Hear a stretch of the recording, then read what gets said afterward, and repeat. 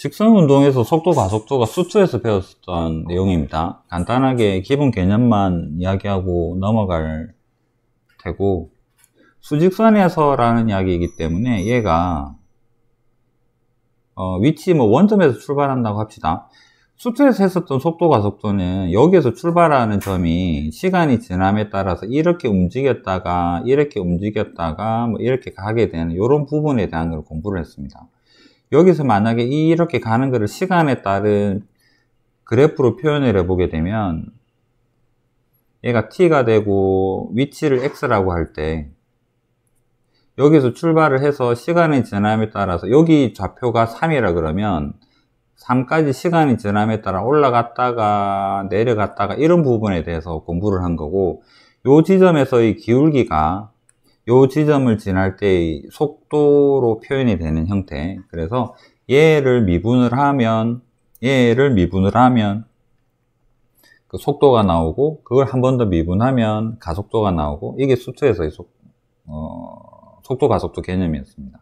그래서 실제로 우리는 좌표평면상을 움직이는 이런 식들, 그래프를 많이 보았는데, 그건 한쪽이 시간이어서 좌표평면상으로 나타난 거지, 실제 움직임은 수직선에서만 왔다 갔다 해요.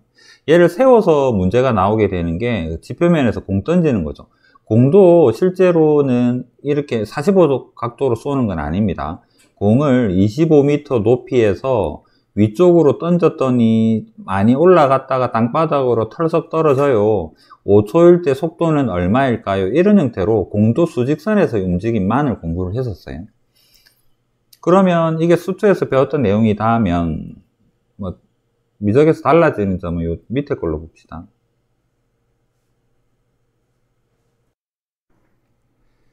자, 이제 수직선이 아니라 실제로 여기 요 그래프를 따라서 좌표 평면에서 이 점이 P가 움직인다고 칩시다. 1초 동안 P가 여기 있던 점이 요쪽으로 움직였다면 여기서 올라간 거죠. 얘를 어떻게 표현할 건가라는 이야기입니다. 1초 동안 여기 요만큼 갔어. 여기서 1초 동안 X 방향으로 이만큼 가고 Y 방향으로 3만큼 갔어. 그래서 뭐 실제는 곡선이지만 직선으로 연결을 해봤더니 루트 13만큼 갔어. 얘를 어떻게 표현하겠느냐라는 게 미적분에서의 속도 가속도 개념이에요. 그러면 얘를 오른쪽 뭐 북동쪽으로 어떻게 이렇게 표현할 수는 없는 거잖아. 방향이 천차만별이겠죠. 그래서 어떻게 표현하냐면 얘를 X 방향으로와 Y 방향으로를 동시에 표현함으로 해서 얘가 이렇게 갔다라는 형태로 이렇게 움직이고 있다라는 걸 표현을 할 수밖에 없는 상황이에요. 그래서 속도랑 가속도가 순서쌍의 형태로 나타납니다. 하나의 숫자로 표현되는 게 아니라. 그래서 만약에 얘가 1초 동안 이렇게 움직였다면 그 1이 뭐 1초 동안 X 방향으로는 이만큼이니까 dt분의 dx는 2가 되는 거고 dt분의 dy가 3이다. 그러면 얘는 1초 동안 2랑 3만큼 움직였어요를 한다면 얘가 V에 대한 표현이 되는 거죠. 좌표평면상에서. 가속도는 또 어떻게 표현할 거냐? 이것도 마찬가지입니다. 속도의 변화율이 가속도이기 때문에 1초 동안 이만큼 움직인 이 부분에 대한 게 실제로는 1초, 2초, 3초마다 항상 똑같이 2로 고정된 건 아니겠죠. 그 다음에는 이렇게 만약에 움직였다고 가정을 해보면 그 다음 1초 동안 여기 1만큼 움직였고 여기는 6만큼 움직였다 그러면 X방향 속도는 2에서 1로 줄었죠. 그럼 얘는 가속도가 음수인 형태가 나올 테고 그 다음에 Y방향으로는 3이었던 속도가 6이었던 속도로 바뀌었네요. 얘는 늘었네요. 그럼 Y방향으로 요 숫자 계산은 나중에 하고 A 같은 경우에 X방향으로는 2가 1이 되었으니까 줄어들었고 Y방향으로는 늘었고 이런 형태로 가속도가 표현이 될 수가 있겠죠. 그래서 순서쌍으로 표현이 되는 이유는 이런 형태입니다. 좌표 평면을 헤집고 다니기 때문에. 그 다음 적분 가게 되면 이제 이거를 거꾸로 역으로 해서 여기서부터 곡선에 대해서 길이를 구하게 되는 방법까지도 계산을 할 거고요. 수직선에서는 하지 않았던 부분이고 그래서 여기서는 자동적으로 매개변수적인 느낌이 좀 들겠죠. 우리 앞에서 매개변수 미분 배웠었던 게 여기서 그대로 그냥 적용이 된다라고 생각을 하시면 될 것 같아요.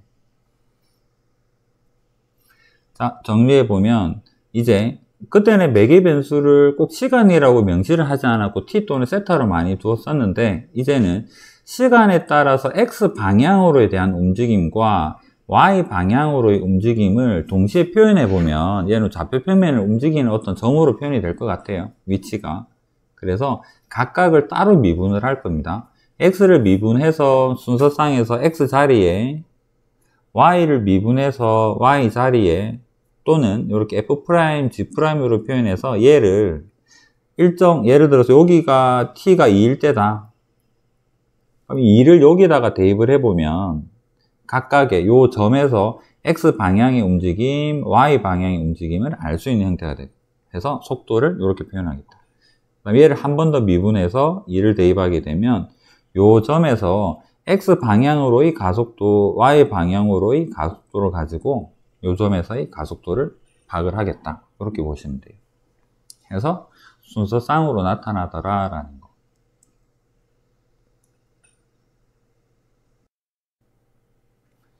수직선 위를 움직이는 점 P의 시각 X 위치가 다항식이었으면 수투에서 그냥 써도 되는데, 얘는 그냥 식이 우리가 알고 있는 미적분식일 뿐 개념은 그대로 수투랑 똑같이 보면 되겠죠. 속도 가속도 구하세요니까 x를 미분하고 한 번 더 미분해서 가속도에 대한 식을 만들고 거기에다가 t2를 대입을 해서 그에 해당되는 속도랑 가속도를 구할 수 있다. 식만 지수함수인 형태인 거고, 개념은 수직선 위라서 수투랑 똑같다. 이렇게 생각하시면 될 것 같아요.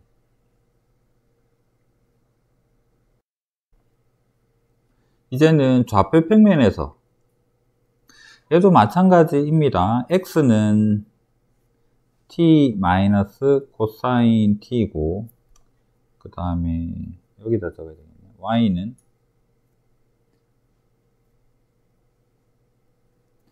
x를 미분해 보면 얘가 v가 되고 1 더하기 sin t가 되고, 한 번 더 미분하면 가속도가 되고 코사인 t가 되고,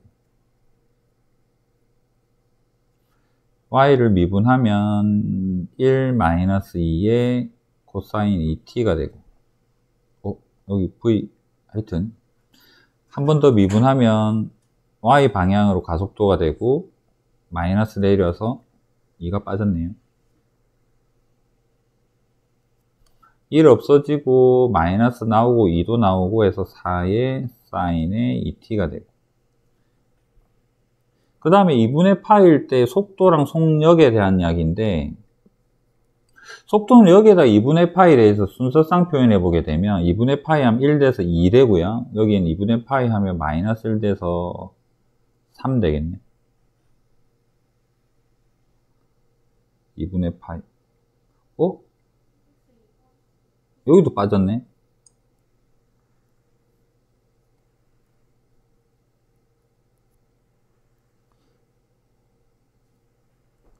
(2의 사인의 2t) 여기도 빠졌네. 4의 코사인의 2t. 그럼 2분의 파이 대입하면 0 돼서 1 되고 3 되고, 속도는 방향을 가지고 있기 때문에 1,3 방향으로 움직여요 라는 개념입니다. 1초 동안 예를 들어서 1, 3만큼 쉬운 원점에서 갔어요 라고 보면 돼요. 속력은 방향이 없는 속도에 대한 크기죠. 그래서 얘가 속도는 0,0이 1,3으로 1초 만에 슝 갔어요 라는 개념이라면 속력은 크기, 그래서 루트 10 이런 형태로 표현하면 됩니다.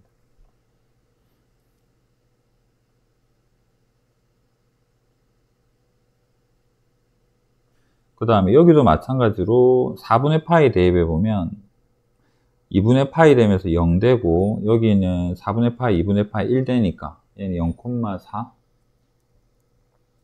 가속도는 0,4고, 가속도의 크기는 이름이 따로 없네요. 그냥 크기라고 표현하네. 0,4에서 원점에서 0,4까지의 거리 생각해 보면 얘는 그냥 4라고 표현하면 될 거예요.